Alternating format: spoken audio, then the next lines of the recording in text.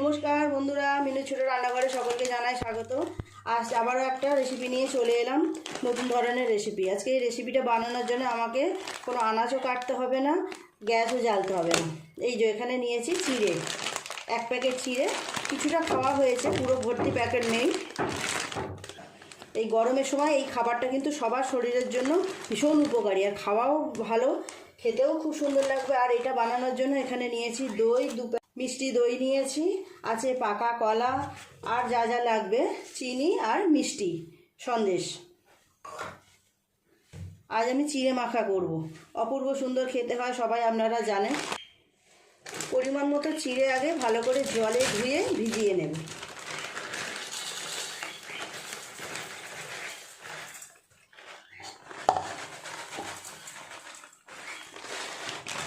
এই পরিমাণ চিড়ে নিলাম। এই চিড়েটা কিন্তু খুব পাতলা চিড়ে, বাজারে 2 রকম চিড়ে পাওয়া যায়। এই চিড়েটা খুব পাতলা, এই চিড়েটা খেতেও ভালো আর খুব সহজে ভিজেও যাবে। এই দেখুন, এই চিড়েটা খুব পাতলা চিড়ে আর খুব সহজে এগুলো ভিজেও যাবে। এইটা বানানোর জন্য এইরকম পাতলা পাতলা চিড়েই ভালো, যেটা সহজে নরম হয়ে যাবে ভিজে।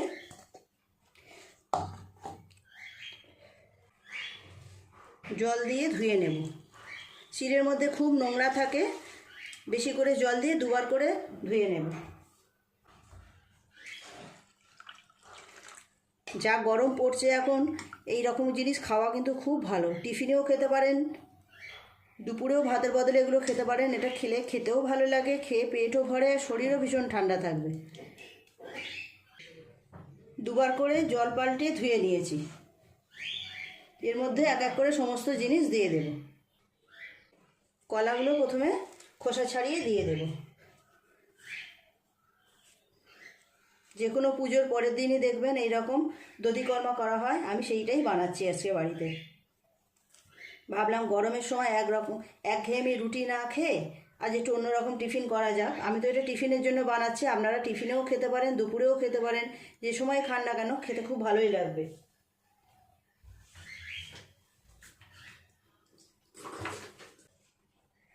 তিনটে কলা দিলাম। মিষ্টি দই নিয়েছি, মিষ্টি দই দিয়ে দেব।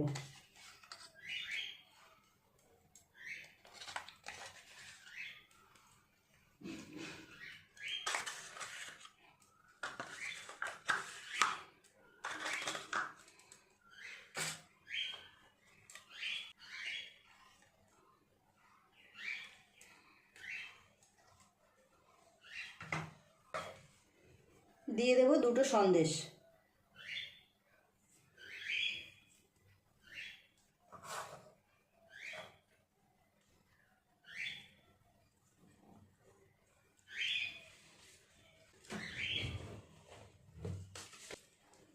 চিনি দেব, 2 চামচ পরিমাণ চিনি দিলাম। নুন দেব অল্প পরিমাণ।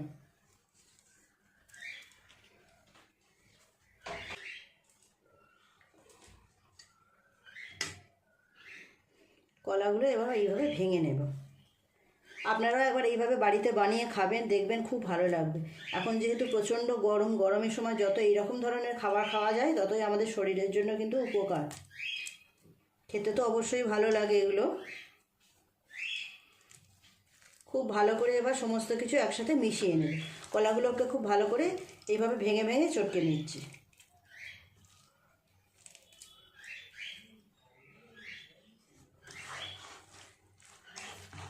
চিড়েটাও খুব সুন্দরভাবে নরম হয়ে গেছে।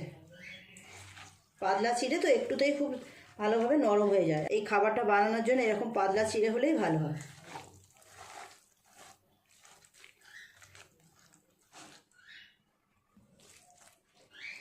এর মধ্যে দিয়ে দেবো 1 চামচ গুঁড়ো দুধ।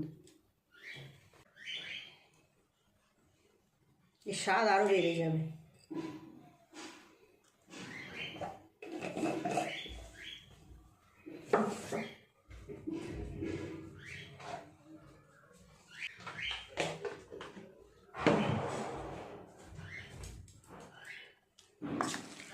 আর জল দেবার দরকার নেই, এই রকমই মাখা মাখা হবে, খুব ভালো করে এটা মিশিয়ে নেবো সব কিছু একসাথে।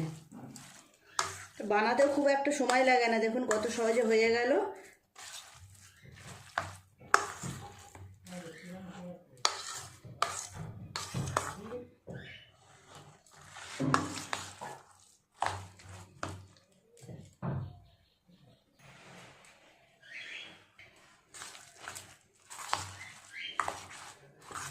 খুব ভালো করে মিশিয়ে নিলাম।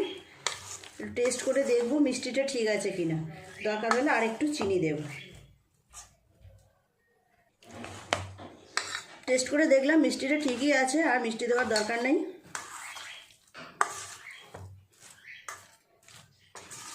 তুলে নেব, পুরোপুরি মাখা হয়ে গেছে।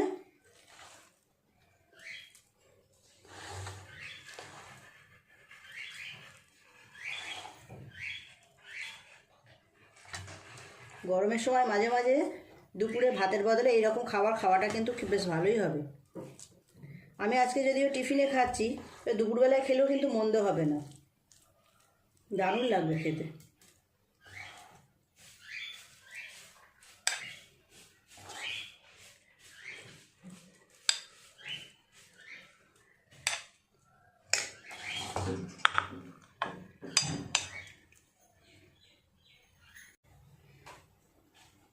প্লেটে তুলে নিয়েছি, প্লেটটা একটু সাজিয়ে নেব সুন্দর করে। একটা কলা দেব গোটা।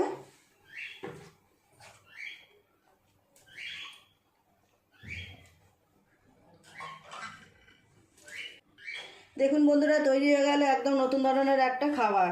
এটা টিফিনের খাবার, চিড়ে মাখা। দুধ, দই, মিষ্টি, সন্দেশ, চিনি সব কিছু দিয়ে কেমনভাবে মাখালাম আপনারা দেখলেন। এটা খেতেও যেমন সুন্দর হবে, খাওয়াও তেমন শরীরের জন্য উপকার।